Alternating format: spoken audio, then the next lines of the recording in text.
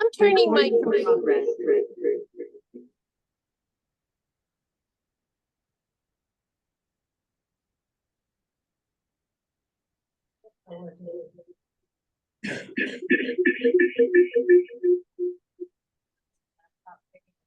It is.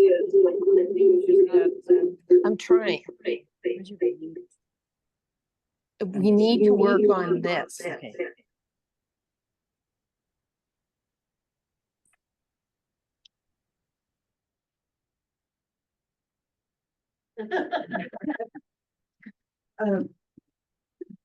Where was I? Oh, I was in Hawaii.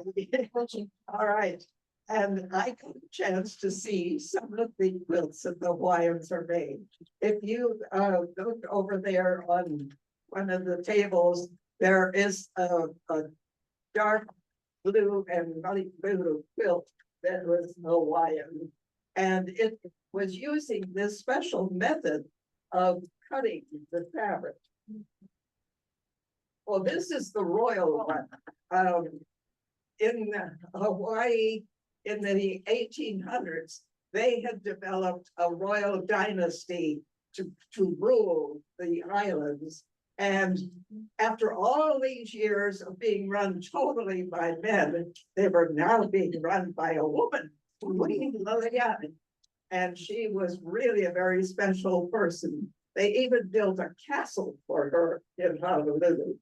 Anyway, but after the Americans took over, they refused to let the Hawaiians use any royal symbols in anything. So that piece is a relic from the style of things they did. And when I came back, I wanted to try and do some of the Hawaiian designs in the technique that they used. Now, I got foreign hand-dyed fabric from her for just plain ones. And I did that quilt over there, which had all those blocks, and the other one that has all of the blocks. It's just two different pieces of fabric, but I used the method of cutting that they did in Hawaii, which is called Scherensnitte. It's actually a Swiss word, but it was brought to this country by the Pennsylvanian, the ones who landed in Pennsylvania, and the Pennsylvania Dutch group of people. And some of the missionaries that were sent to Hawaii were Pennsylvania Dutch. And so they began using this particular method of cutting out a design. It is not that difficult to do, but Americans, when they do it, they make it very difficult. So, but the missionaries had tried to teach the Hawaiians piecing, and the Hawaiians looked at it and said, I have a piece of fabric, why don't I want to cut it up in little pieces and sew it together? So piecing never appealed to them at all, and they have only done applique. All right, this method, which is called Scherensnitte, and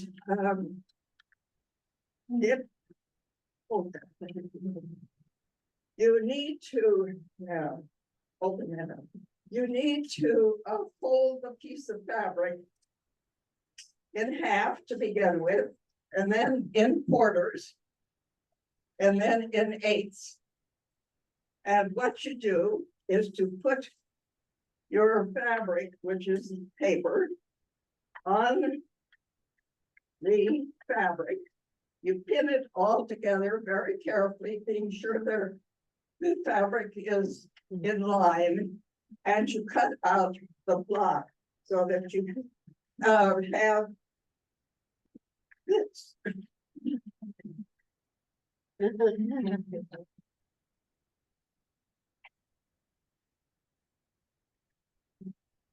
So you're all ready to sew. Americans want to do it the other way. They want you to just make a paper pattern that's in eighths, and then you've got to trace it on the fabric and then cut it all out. So I think this is a much easier way to do it. And Jody, you show them the quilt that you made with this particular pattern. Okay. So this is what I started with, was that piece of paper.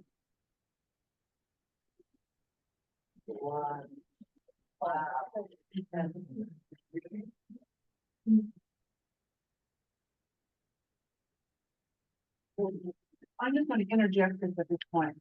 Okay, so you look at what's finished and you look at this fabric when you start out and you say, oh yeah, so what, right? But look what it turns into. Now, if I have a design which doesn't exactly fit the colors on it, I adjust the design on it so that it comes out just the way I want it to. So that there are the different colors that are mixed in with the fabric. Now, I came back from Hawaii and I had made these other quilts which had all of the basic fabrics with Marit, and she was willing to experiment with these pieces of fabric for me. The first piece that I made was this one. And Marit and I always went to the show in Houston, and I brought it to the show to give her an idea of how it had turned out. And she and I were just standing there talking to it, and a friend stopped by, Ethel Howie, who was of Japanese descent but born in Hawaii. And she looked at it and she said, "Sally, that's the goddess of volcano." So that's the name of that piece. Yeah. And that's how we started. That's the first one that I did. And then Ethel looked at it and she said, "I have to show you the proper way to do Hawaiian quilting." And she said, "May I quilt it for you?" Well, if most of you know that nobody would turn down an offer like that. So Ethel quilted this for me. And then when I did the second one, which is Fruits of the Sea, which is there, she had seen it when I brought it to Houston the next year. And she said, "Oh, Fruits of the Sea. I want to put that one too for us." In special threads, so it glitters. And then when she was all done, she said, "It didn't really work the way I wanted it to," because her quilting was so fine that very little of it, the glitter showed. So anyway, I got them quilted. But from then on, I have tried to do this particular method that I showed you laid out. And there we go. And just to show you another piece of the fabric, Marit has been able to dye these in such variations that I could have multiple colors with things. And you can see over the years that I've been working on this, the girls will show you some of the pieces that happened because she was able to do multiple colors on one piece of fabric. Marit, do you want to explain a little bit about how you do it? Okay, I will. Can I just put some of these down right here to start? And Pat, I will take one of the trends. Okay, so I want to explain a little bit about how I dye. That's DYE. And also some of the other fabric that I've done, because I do a couple of other methods of dyeing. So you've seen when the Hawaiian one is opened up fully. So what I did today is I brought a piece of fabric, I pre-wet it, I dye everything wet. So I'm gonna put the mic down for a second, or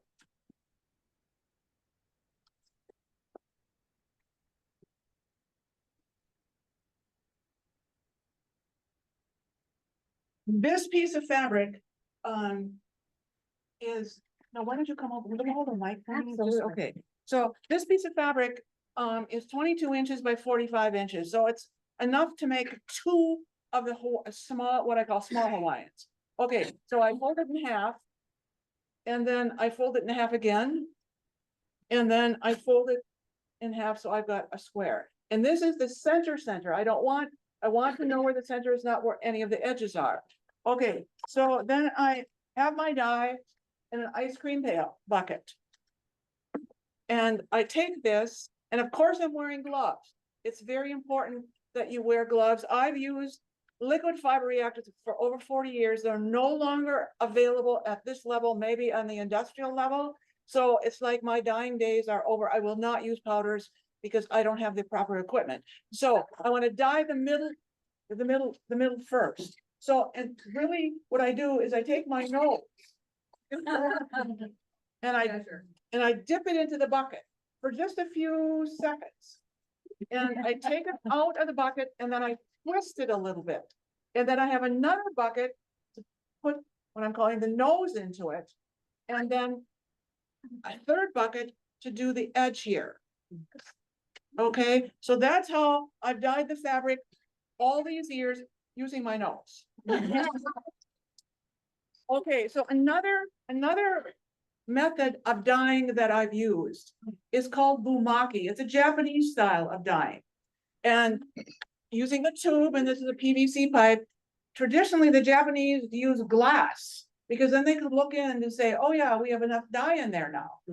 Well, the glass tubes are heavier, they're more expensive, and they can break. So the fabric is rolled on the PVC pipe, and I have PVC pipe that I've used up to 4 inches. Okay, so it's rolled on here, it's scrunched together and twisted. And then using either a squirt bottle, and I save permanent wave bottles, or I had a beautician friend who would save them for me, or I use syringes. So I would take the syringe and put it into the dye bucket, fill it up, and then squirt lines on it or blotch it, depending upon the kind of pattern that I wanted to make. Okay, so you can imagine here I'm dyeing these bigger pieces. You know, my nose is really active, dunking. I've also done some really large ones, 90 inches by 90 inches. Now the 90-inch fabric that is available for backings of quilts is not comparable to this fabric that is 76 by 76 thread count. This is perfectly square, it dyes beautifully, and often, I mean, some of my best customers have been the Japanese, and they like using this fabric for the backing as well. They're willing to pay the extra price to have hand-dyed backing for the backing, simply because it needles so well. It needles like, somebody said, like butter. If you can imagine how nice that is. Now, what I would like to do is I want to show you some samples of some of my other quilts and pieces that have my work in it. So, okay, so the first one I want to show you, this one was done by a friend, Pat Cox, who lives in the Houston area. And so Pat is really wonderful because if you were to look closely at this piece, you would notice that she's used several different blacks, even some blues in here for the dark pieces. But this is some of my hand-dyed fabric using the bumaki method for piecing. Mary, for the Zoom people, could you hold it up higher so they can see? Okay. it? Great, thank you. Thank you for pointing that out. Okay, and the next, this is, I'm gonna say this in the last, because that's my funny story. Why don't you pull that?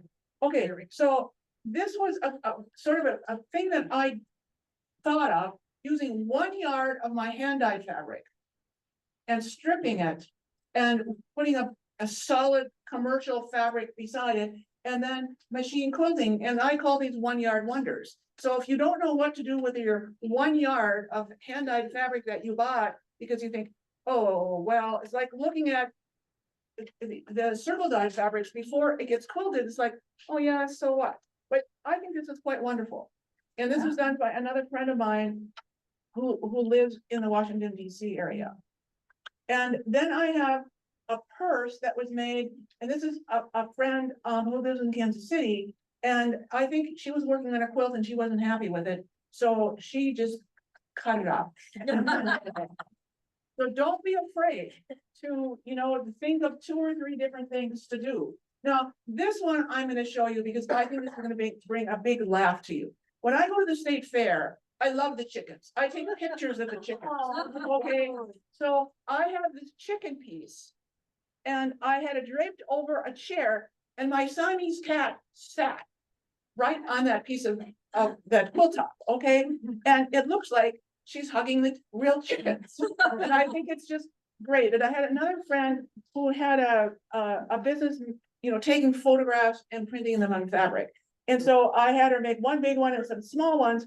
And so I think this is a lot of fun. So as you know, you can have a lot of fun with your quilting as well. So that's basically how I've made this fabric. But Pat and I shared a booth in Houston for a couple of years. But then in the mid-80s, the dyeing was new in the quilt world. And so then I got enough business and I had to say, Pat, I'm sorry, I have to have my own booth now. But maybe some of you remember from 1980 to 1985, I was a partner in a quilt shop with Sue Stein and Jill Reese. It was called Kaleidoscope. It was on Jefferson and Snelling in St. Paul. And when Sue approached me about being part of this venture, I said, well, I dye and I sew garments, but I know nothing about quilting. She said, that doesn't matter. Dyeing is new and coming into quilting. Please join us. So I did. So I'm wearing one of the garments that I made. I have a pattern for this. And when I looked at this pattern this morning, this is from 1984. I think it's still good. And you can use any fabrics that you have. Now here it is again. I taught some screen printing classes like in Houston. And so what we're gonna do, we all exchanged our blocks in my classes. And I thought, oh, I can make a jacket and then tie it all together with one of my hand-dyed fabrics. And then this is my other pattern, which I call a cocoon jacket. And it's just, and I also dyed silks. No, I did not bring any of my silk fabric with me today, but this is then just using some of the silk scraps and I cut them all on the bias so that I would be able to bend them when I was sewing them. And then also when you cut on the bias, you also don't have the frame that you have when you're working on the straight grain. So all kinds of fun things. I've got some of these patterns here. They're the old time prices of $5 a piece. So and I just wanted to say that I can stay here for a little bit more than another hour. I have the privilege of having my Deputy Consul General from Chicago here. And so I've spent the last couple of days with him and he'll be leaving to drive back to Chicago this afternoon. And so I want to be able to say goodbye to him. So thank you. If you have any questions, after Pat finishes her presentation, I'll be standing by my table over there and I'm happy to answer anybody's questions. Can you tell us what the fabric looks like when you dye it around the booth?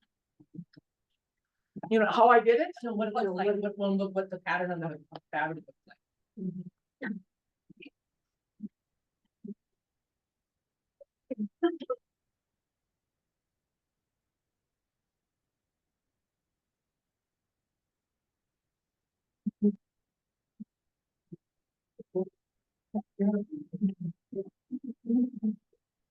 Can you repeat the question? Merritt, can you repeat the question to the people on Zoom? Okay, the question was, what does this umaki fabric look like once it has been dyed, either with, the squirting with the squirt bottle or the syringe? Okay, you can see this is straight lines. So it wasn't scrunched too much. This one was scrunched up and then just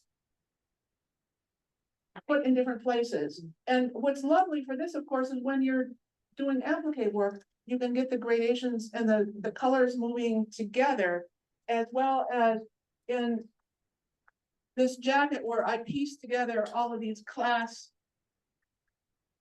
samples.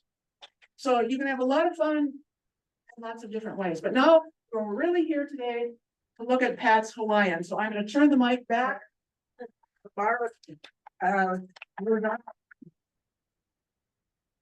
You're not able to dye things like I want them the way you used to, though. Yeah, no, I'm not able, because I'm not able to get the dyes anymore. And I'm not. And I'm not able to get the liquid fiber reactives, and I'm not willing to use the powder dyes. I mean, powder dyes are readily available. Any of you who do dyeing and use the powders, be very, very careful. I mean, you should be wearing a mask, and not just a drywall mask, but a respirator mask, because those powders are so easily ingested, breathed in, and they are known carcinogenics. So I'm not willing to do that. I want to live as long as Pat.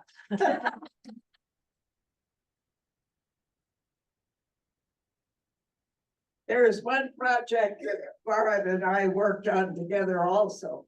The quilt over there on the wall. I was asked to do a quilt for an auction for a charity, and which had been supported by Disney. And they allowed me to use the Disney characters, but I had to paint them all with dye. And this is a liquid. And if you know anything about painting, you know that you need something that's a little more solid, so you have more control. So she gave me something that thickened it a little bit, but it was still a real project to paint all of those. And the 7 dwarfs nearly gave me a breakdown. Because if I messed anything up on one, I had to start all over with it, because that was just one piece. But the other thing that happened was that Margaret's basement is not that big. And so the background fabric that she had dyed for had to dry, and she laid it down on the floor in the basement. Well, we had a bad brainstorm. Water flowed in through all of this piece of fabric, and we looked at it and said, oh my gosh, how are we ever going to fix all that? So we spent a couple of days fixing up all that background fabric before I applicate all of the figures on the background. And even Tinkerbell down below was a difficult kind of paint the ties to keep this liquid from flowing too much. So if you go and look at them, appreciate all the hard work. Now, Could you people all like go like this so that the people on Zoom can see that? Okay, thanks.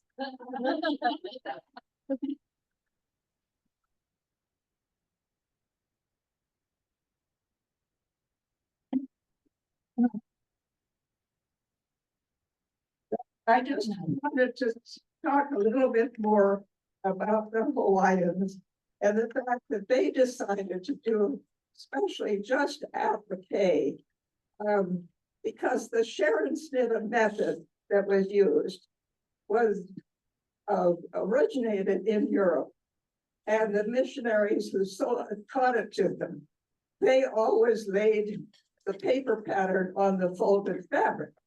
Well, now in the United States, the people that I've run into think, oh, I'm just going to do that with the paper pattern and then lay it on the fabric and trace all around it and then cut it all out, which makes the work twice as long to get the piece ready.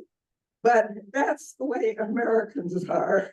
They have to try and figure out a way to do things as they go along. Anyway, I'd like to show you some of the other pieces that I've done, so the girls can hold them up and show them individually, because I tried constantly to get a different combination of colors. Because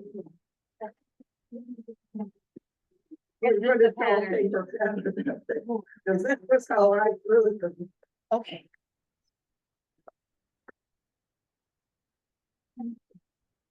I wanted to try to get as many different things in each one as I could.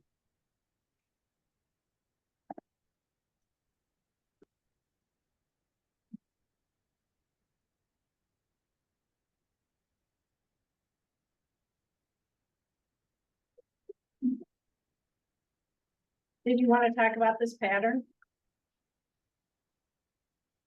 Did you want to say anything more about it? Oh, this one, you can see the quilt that I made out of that one. And let me tell you, the border was very tricky because there was a small separation between this part and this part. And getting this in so it was just in the exact position it needed to be. Took a while.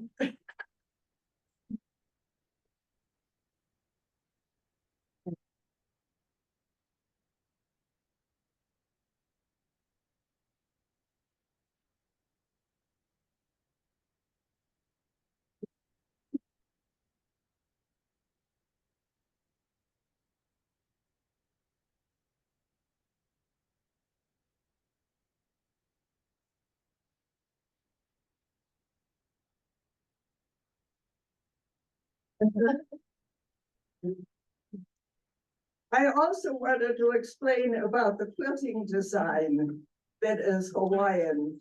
They wanted it to look like the way the waves left the ripples on the sand on the shore of the island. So it's all row upon row upon row of quilting, which makes some people a little leery about trying because there's a lot of quilting in each one. Oh, these are the pine trees out there, Hawaii. Can we see the back of that one too? Somebody asked a question. I wanted to see the back of it as well. Beautiful. What did she say? She wanted to see the back. Oh, the back, oh, yeah.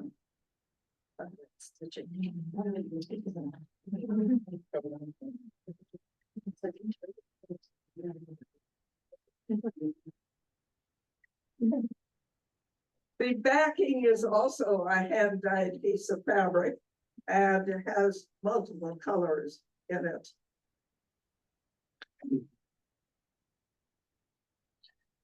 See, this was the original way I started doing these before I persuaded Mark to work on how to hand dye especially fabric for me. This one too, right? Yeah.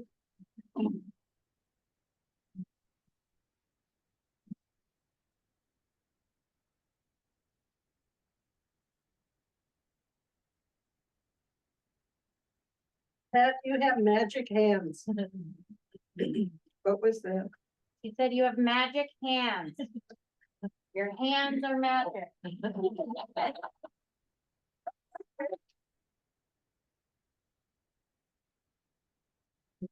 But they make such specular designs when you do them. Now, there have been some of people recently in the history part of quilting that have been going through some of the early Baltimore style quilts. And they actually found that on the borders, a number of small blocks were done with the Sharon Snittem process. They were cut so that they were repeated in 4s or 6s or 8s.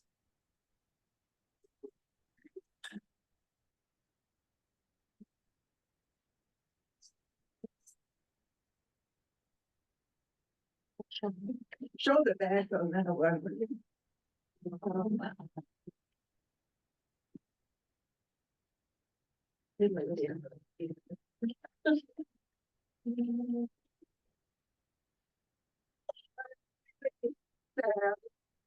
I will not be able to make any more like this unless somebody decides to make liquid dyes again.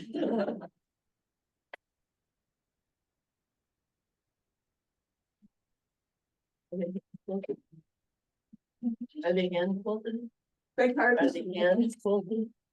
Hand or machine quilted? they're all hand quilted. Every single one of them. Yeah, they're all hand quilted. That was the way the Hawaiians did it. I'm not a big fan of machine quilting. Not that I haven't had some quilts done with it, but I like the feel of the hand, the fact that there is a difference in level on the background fabric when you hand quilt, because there's a space between each one of the lines. Machine quilting is really pretty flat. So I'm still a fan of hand quilting. When you purchase Mart's fabric to do one of the Hawaiian quilts, she still has some sets left. You're getting 2 pieces of fabric that have been dyed in opposite colorways. And that's how it works. So. I tried to teach this method in various places around the United States and never had much luck because the people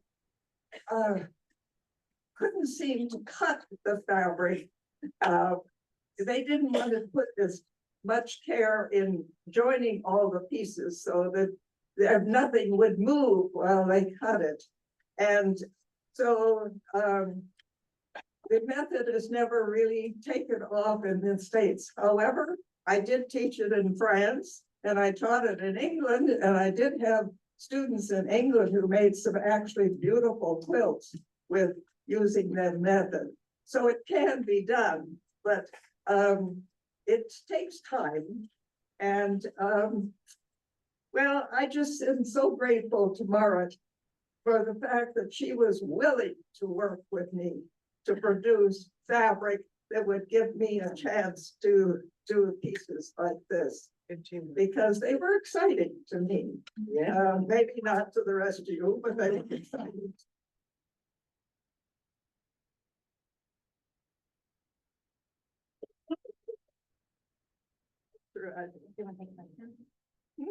Are there any questions? Questions, yes. Okay. What kind of batting do you use? I try to use a relatively thin batting. I use polyester batting because with the fact that because I travel so much, things get dirty and they have to be washed.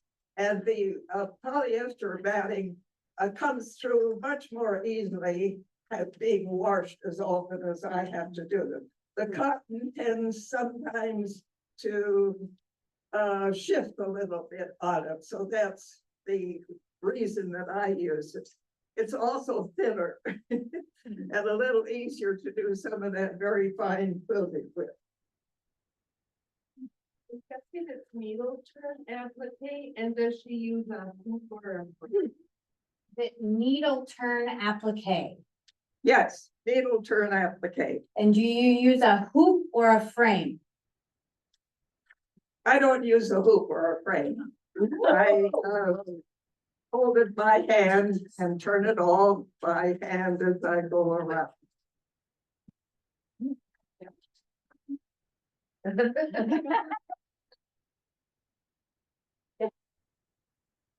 So when you're using some bigger pieces and you get it folded to start cutting, do you stabilize that folded package at all with basting or anything? So when you are folding the fabric and you have the pattern pinned on it, Mhm. do you use anything to stabilize that? Yes, in the first place, the fabric has to be thoroughly pressed, so there are no creases in it to begin with. Then you fold it accurately in halves and in fourths, and then in eighths if you want that. Then I pin down all the lines on those folds, so that fabric will not move while I'm cutting. And then I take the paper pattern, put it on top, and pin it down profusely all along so that it matches the edges of the fabric and it can't wiggle at all. Because going through 8 layers of fabric, I agree, is not the easiest. 4 layers is not too bad, but 8 layers, you've got to have a very sharp pair of scissors. And you have to be careful that you don't get too aggressive on it and start cutting too fast. You have to do the cutting slowly so that you can do the curves. And when you come to a V, where you have to come out with two of them, that's the hard part, because the 8th layer is very adamant that it's going to give you a problem if it all can. And trying to get that last little curve in there cut accurately with the rest of it takes some patience, because you have to take your scissors, turn the thing over and trim just those little pieces there. Because going through 8 layers, Gingrich scissors are good for it, I'll tell you that. But you need a really sharp pair of scissors. The problem with most of my students is they would get too aggressive and start cutting like this crazy, and then the lines would not follow the way they should.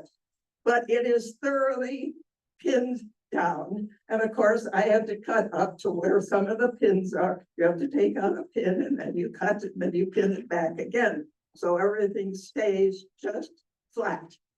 But to me, it's a lot more work to do it with a flat piece of fabric, and the pattern, which is cut into 8 and wiggles around on all of you, you have to trace that, and then you have to cut it. So, well, I add the seam allowance to my patterns, so you don't have to worry about that, because the Hawaiian quilting, it's just barely folding over the edge. You just roll it down so you get a kind of curved line. They are not picky about real fussy little tiny points or things.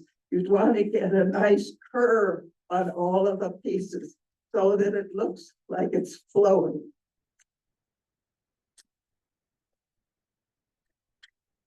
I just want to shout out that years ago, I watched her applique and she had little boo-boo applique pins, which I did not know existed. And so she taught me about Infomine. So it was a shout out to you doing applique with tiny pins, Applique pins. applique pins. And she didn't know they existed. I don't and- know, I guess because I move around an awful lot, my pins tend to vary from some small to some big to some medium. So I'm not always consistent in having them all the same. Usually, if I'm going through that multiple layers of fabric, I want a pin that's about that long so that it will go through thoroughly and rest easily. If you got a tiny pin, no, it doesn't work. Yes, the tiny pins work more better when you're getting to the actual applique portion, the tiny. Just a note, she says the tiny pins work better when you're getting to the applique portion. Yeah. Yep, just the two. But no, when you're going through 8 layers of fabric, you want bigger pins. Much bigger, yes. I'm lost, because wouldn't you, when you count the layers, the back layer is 1, the applique piece is 2. And then when you go to quilt it, there would be the back, the back. This is before you get to the quilting. Oh. I'm sorry. She said that she was confused, because there would be just 3 layers, the back, the main part, and then the applique part on top. And so we were saying that it's about the applique part and not the quilting portion. It's when it's folded for the pattern. I got it. Sorry, I was lost. Get on camera. The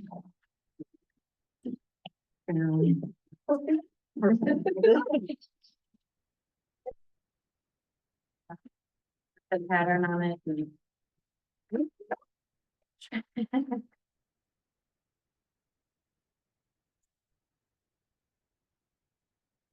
There is a spot on the pattern where you have to come over here just a minute, will you?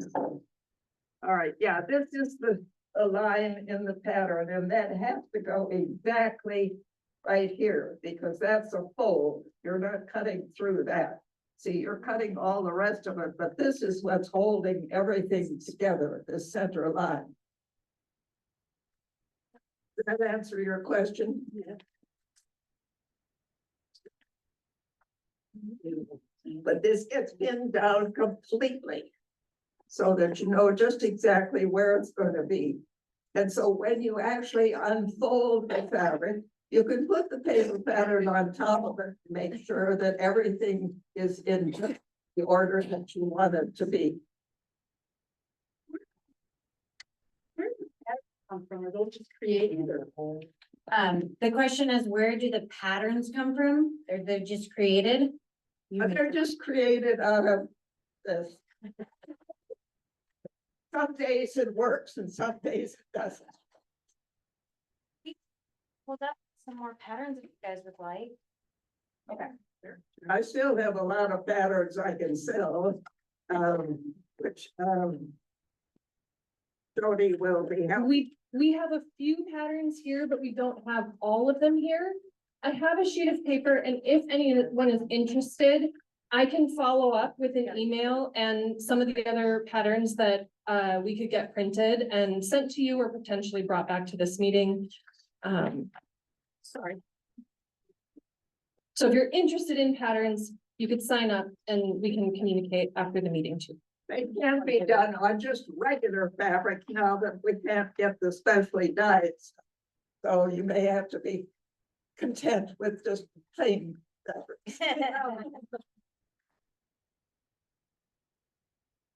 She has Other questions? hundreds of patterns that she has drawn at her house. This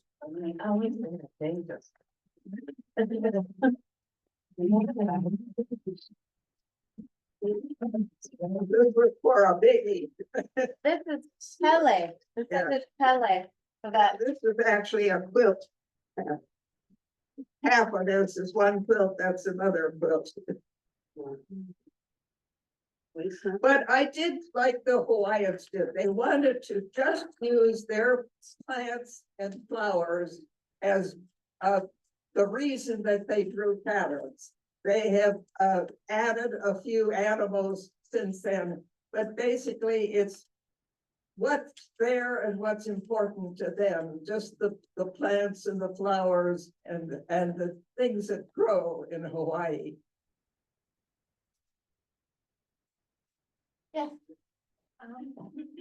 Once the fabric is dyed, and is it, easy to and quilt, does it, I guess what I'm trying to say is, does the dye affect the needling or flexibility of the fabric at all? the question is, does the dye affect the needling of the fabric at all? No, not a bit. It didn't affect the fabric at all. It still had the same consistency throughout.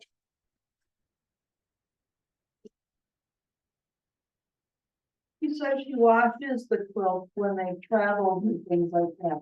Why? Okay.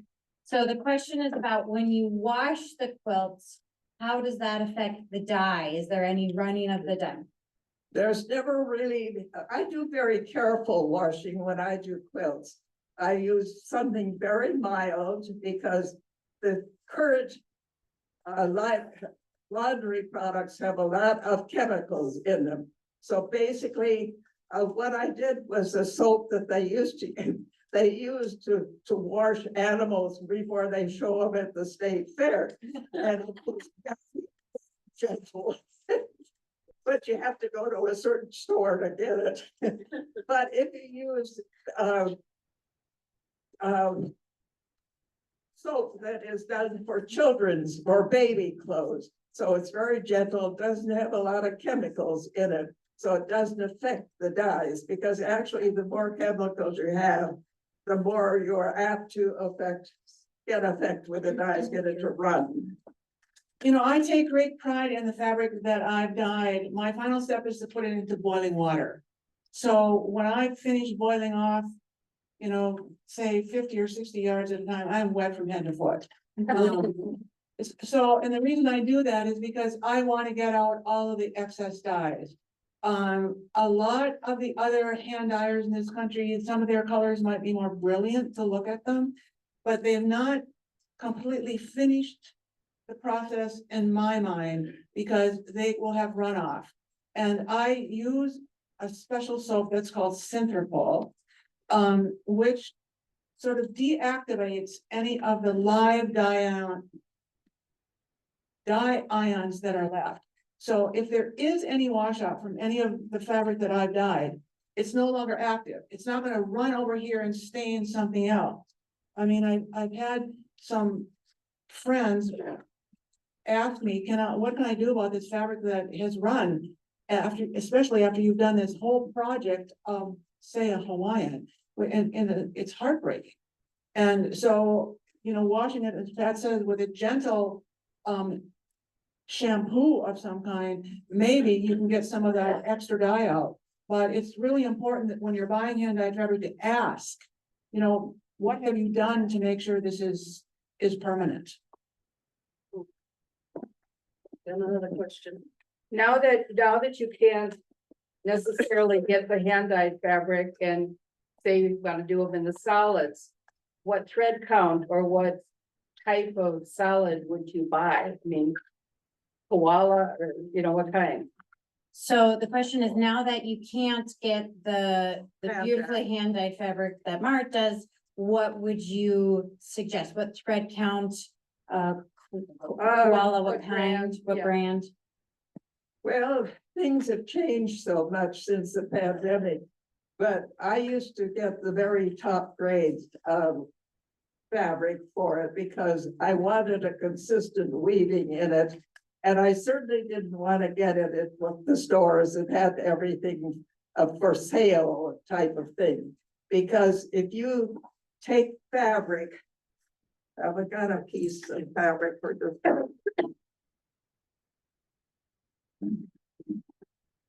Because if you go into a store that has fabric that is less than full price, usually it's because the company who made it has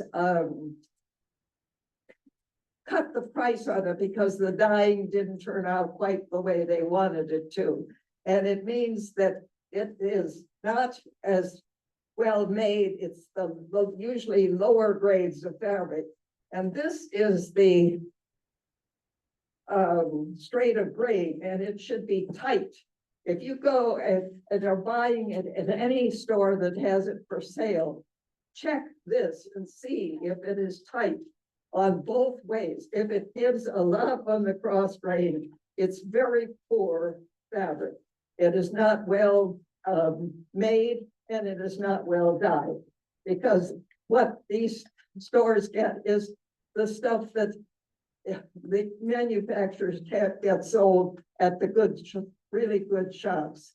So don't try to just get something very inexpensive, especially if you want to do something with as much stitching in as these. That answer your question? Yes.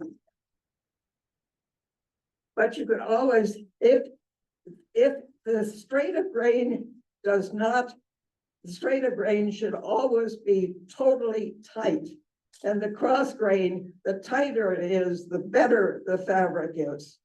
If it's very loose, the fabric is not good quality. Is there a brand you like? Hmm? Is there a brand of fabric you like? Oh, I don't, well, right now, my brain is flaky on that. There were, I can't think of the name of the company right now, I'm sorry. But it was one, Kona? yeah, that would be a good one. But usually it's a little bit more pricey, but it is good. If you're going to spend hours doing all the work on one of these, you want it to last. You don't want it to just fall apart in a few weeks. So it's better to have good quality fabric. Do you know what fabric Mart uses? Do you know what fabric Mart uses? Maybe Mart can answer that. I know what fabric, what is, It's a question about what fabric Mart uses, so I thought maybe Mart. ask her. The fabric that I use has a thread count of 76 by 76, so it's square. So it's so easy, I'm sure that after you've washed a piece of commercial fabric that you've purchased and you take a look at it, and it's sort of a trapezoid now. Because it may be because, you know, the thread count this way is different from the thread count that way. And the fabric that I've used to dye is the same. Now, I don't know how many of you remember Jan Myers. Oh, yeah. Okay, it's the fabric that Jan Myers used, you know, she was quilting, I mean, taking classes at the U in the 70s and 80s. And sort of perfected the hand dyeing of fabric for quilters. And this was a fabric she used. And there was a local wholesaler, still a local wholesaler, who had it available. And I think if you patronize a quilt shop that has some fabric for hand dyeing, ask about it. Because I made the comment, I didn't like the quality of the 90-inch fabric. Because I had somebody who said, I want a 90-inch piece or quilt to do. And I ended up taking 2 of my 45s and then dyeing them exactly at the same time. And so they had to be seamed. Because the quality of that 90-inch so-called backing fabric is not 78 by 78. And you also don't want, you know, we're told to buy sheets, the higher the thread count for the sheets, the longer they're going to last. Well, try and needle a 400 or 600, try to stick a pin through it. And so good quilting fabric is not a super high thread count, but you can visually see it, and the Kona is an excellent one. And so ask if you want to do some hand dyeing, ask at your quilt shop where you purchase this fabric, and I use it's an unbleached muslin that I use, what the thread count is. They should be able to tell you that. And like I said, mine is 76 by 76. Can you just tell me what is 76? 76 76 threads this way and 76 threads this way. How big of a spacing in? You know, I think that's per inch. Yeah. And you can see the piece that I have over here that I wrapped and wrapped around, you can come and feel that. So that you have some idea of what that's like.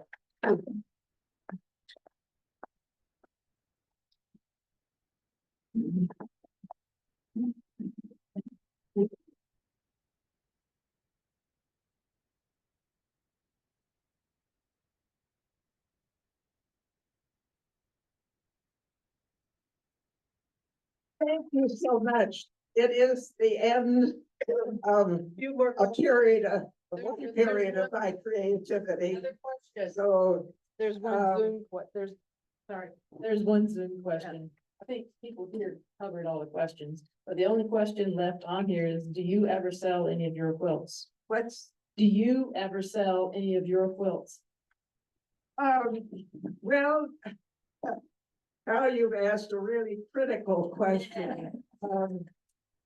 I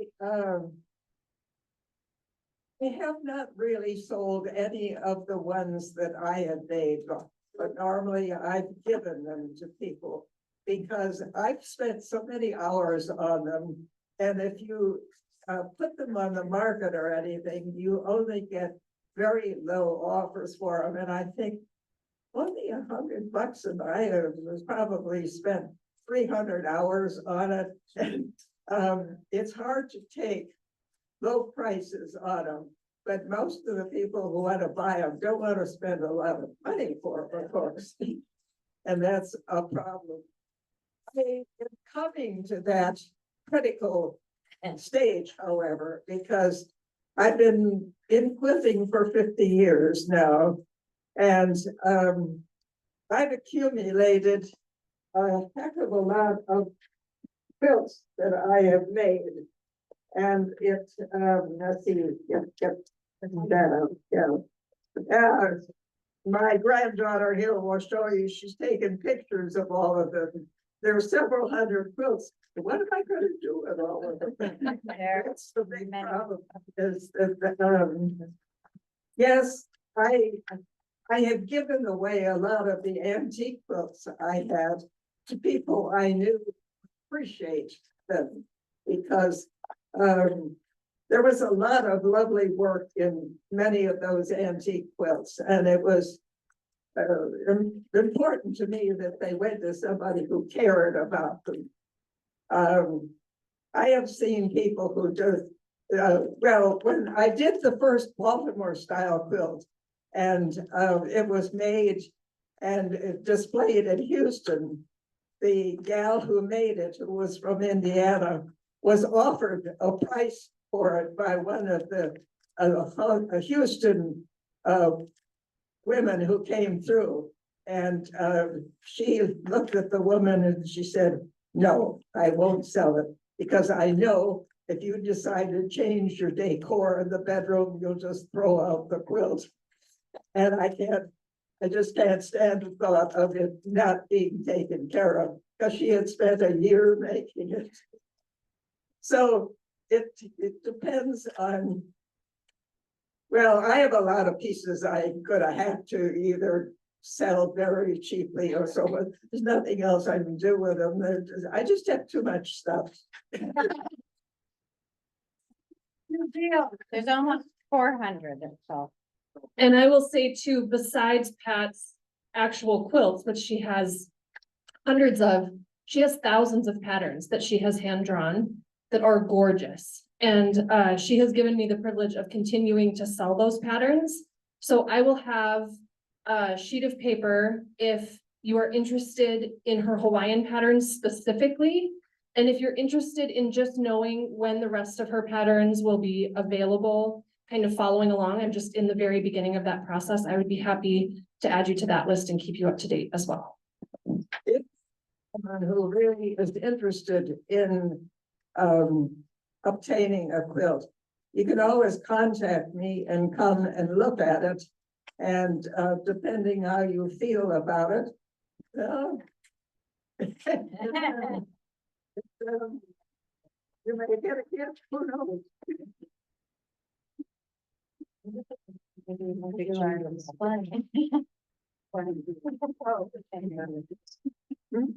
you want me to play them? So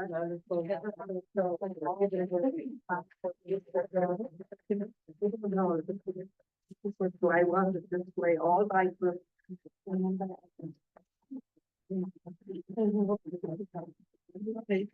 Well, my daughter and my granddaughter have been trying to figure out a place where I could show a bunch of my quilts and maybe find out, make it easy for people to come and see them. We haven't managed to get that all settled yet. Just hanging it, maybe sometime. We haven't, but we have been toying with the idea of doing a show of all of her quilts and maybe possibly selling some if that is something amenable to. Might I suggest the quilt show in June? We have a special.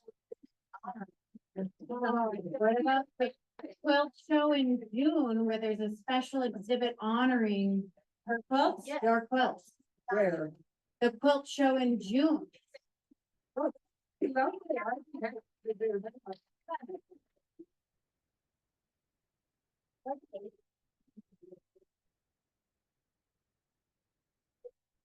That is maybe somebody else needs to throw those sleeves on it.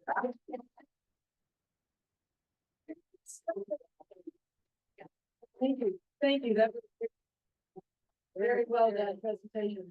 If people on Zoom want to get on this mailing list to get patterns and things like that, put it in the chat and we'll pick it up and forward that information on. So right now we're going to have about a 15-minute break. So come back at 11:25.